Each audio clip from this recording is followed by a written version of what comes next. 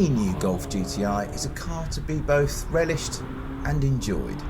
But this new 7th generation model, complete with much improved chassis, variable ratio steering, a radical new electronic front differential and a price tag just the right side of 26 grand, looks set to be a true landmark moment. Because the Golf GTI, reckons VW, has rediscovered its mojo. And the question is, are they telling the truth? The hard points about the new Golf GTI are that it has more power and a lot more torque than before.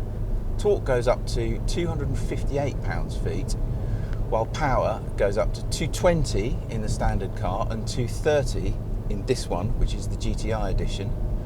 But the big news, arguably, is actually an option, and it's the new diff that they've come up with for this car, because it is the first time ever that anyone has offered an electronically operated mechanical diff in a front-wheel drive car. So basically what you're getting is an E-Diff in a Golf GTI.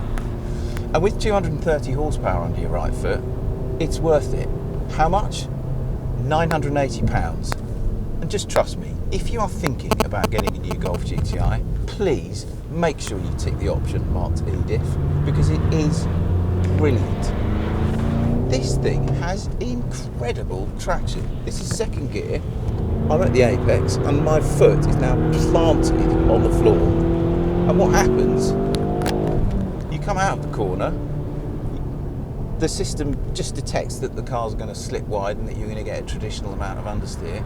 And then all of a sudden, it doesn't kill the power, it just tickles the brakes a little bit, but it puts all the power to the outside wheel and you just generate traction and you fire out of these second gear hairpins, which if you didn't have the system engaged or the diff fitted as an option, you just understeer straight off the road. It really is amazing. It makes the new Golf GTI feel, to all intents and purposes, like a four-wheel drive car. That's incredible.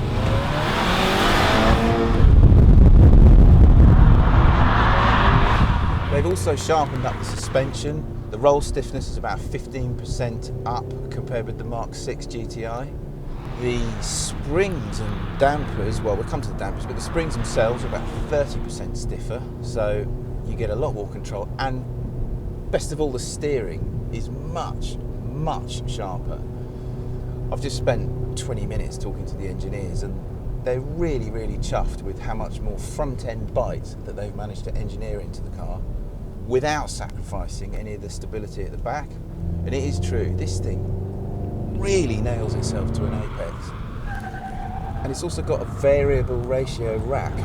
It's a bit of a techno fest, this car, true, but actually when you drive it, it feels very natural, so don't get too worried about that. But no, variable ratio rack, so basically when you get into a corner and you put some lock on, the rack gets sharper still. You've only actually got 2 turns lock to lock in this, whereas there are 3 turns lock to lock in the Mark 6. That in itself makes a big difference, but then when you add the variable ratio of the rack as well, it means the front end of this car just feels pinned the whole time. Right, the handling. What they've done is tried to take all the understeer out of the old car, because there was too much, without overdoing it and without changing the stability of the old car, which they were really chuffed about. And do you know what? They really have done it. Golf GTIs of late have not felt that great when you've really thrashed them around the track, but this one feels really good. Really, really good. It's a manual gearbox in this one, but obviously you can get a DSG if you want. That's another 1,800 quid. And the last and final option that you can specify on this car is the ACC system, the adaptive dampers. And that again really is worth it, because what you end up with is a more comfortable car, but also a sharper car. And who doesn't want that? So that's the new GTI for you in brief, and a very, very good hot hatch it is too. good enough to top the class? We'll bring you a full comparison test soon, and in the meantime, be in no doubt, the Golf GTI is back.